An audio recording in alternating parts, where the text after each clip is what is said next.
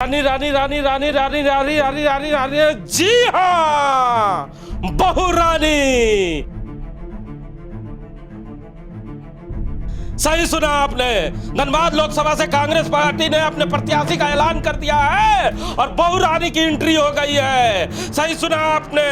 Congress party ने धनबाद लोकसभा से बेरमो के विधायक अनूप सिंह की पत्नी अनुपमा सिंह को टिकट दे दिया है। जी हां, धनबाद का सस्पेंस अब खत्म हो चुका है और कांग्रेस पार्टी ने अनुपमा सिंह को धनबाद का मैदान सौंप दिया है। लंबे इंतजार के बाद इंतजार की घड़ी अब समाप्त हो गई, क्योंकि भारतीय जनता पार्टी के प्रत्याशी की घोषणा लगभग 20 दिन पहले हो गई थी और 20 दिन पहले से भारतीय जनता पार्टी के जो प्रत्याशी हैं वो अकेले पिच पे बैटिंग किए जा रहे थे। लेकिन अब कांग्रेस पार्टी ने मैदान में अपने प्रत्याशी को उतार दिया है, जिसके बाद धनबाद लोकसभा की तापमान बढ़ गया है। हमारे साथ बात करने के लिए राम नारायण शर्मा है। शर्मा जी, पहली बार राजनीति में एंट्री और धनबाद लोकसभा से कितना तापमान बढ़ेगा अब धनबाद लोकसभा का? जी बिल्कुल, आपने देखा कि जिसका इंतजार था वो इंतजार की घड़ी तो जरूर खत्म हो गई, लेकिन जिनको प्रत्याशी बनाया गया है उस नाम की चर्चा लगातार हो रही थी, लेकिन लोग उम्मीद नहीं कर पा रहे थे कि इन्हें टिकट मिलेगा। लेकिन कांग्रेस पार्टी ने अनुपमा सिंह को मैदान में उतार दिया और अनुपमा सिंह जरूर राजनीति के बीच में नहीं नजर आएगी, लेकिन उनका जो पारिवारिक बेस है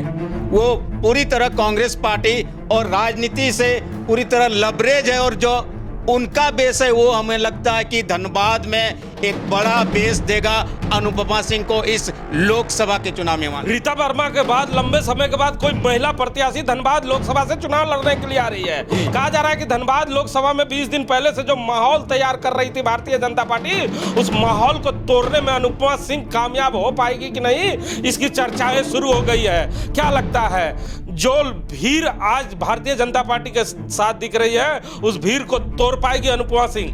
देखिए, यही तो कहा जाता है कि चुनाव में जो सह और मात का खेल होता है उसको रणनीति के तहत कैसे अपने पाले में किया जाएगा। और मुझे लगता है कि कांग्रेस पार्टी भी किसी मामले में राजनीति में और रणनीति में पीछे नहीं है।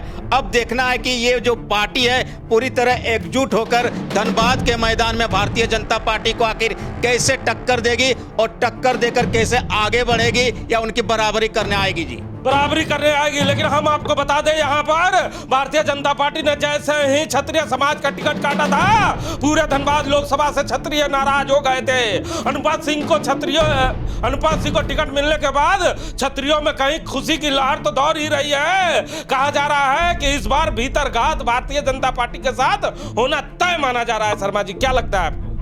जी, जैसा कि आप देख रहे हैं कि जब टिकट कटा भारतीय जनता पार्टी में क्षत्रिय समाज का, उसके बाद से ही लगातार एक तरह से लॉबिंग चल रही थी और कांग्रेस पार्टी ने शायद उस चीज को भांपा और भांपते हुए क्षत्रिय समाज की छतरानी को ही मैदान में उतारने का काम कर दिया है। और अब लगता है कि भारतीय जनता पार्टी के लिए भी बहुत आसान नहीं रह जाएगा धनबाद लोकसभा में बैटिंग करने के लिए। और कहा जाता है कि उन लोग सोच रहे थे कि अब मैच एक तरफा होने जा रहा है, लेकिन मैदान में अब जो कांग्रेस पार्टी के खिलाड़ी उतर आए, इसके बाद मैच का मजा अब देखने में आनंद आएगा हिमांशु जी। क्योंकि आनंद तो आएगा ही। अनूप सिंह हमेशा एक डायलॉग मारा करते हैं कि मछली का बच्चा हूं, तैरना नहीं सिखाएगा। तो आपको नहीं लगता कि मछली के बच्चे के ओरिजिनल परीक्षा की घड़ी अब आ गई है? बिल्कुल, उनके लिए तो बहुत बड़ी परीक्षा की घड़ी है और कहा जाता है कि उनके पिताजी का जो आशीर्वाद है और लोगों से उनका जो लगाव है वो भी इस बार देखने को मिलेगा कि सचमुच राजेंद्र बाबू के चाहने वाले धनबाद में राजेंद्र बाबू के परिवार के साथ हैं या नहीं है। तो सुना ना आपने, ये देखने की बात होगी।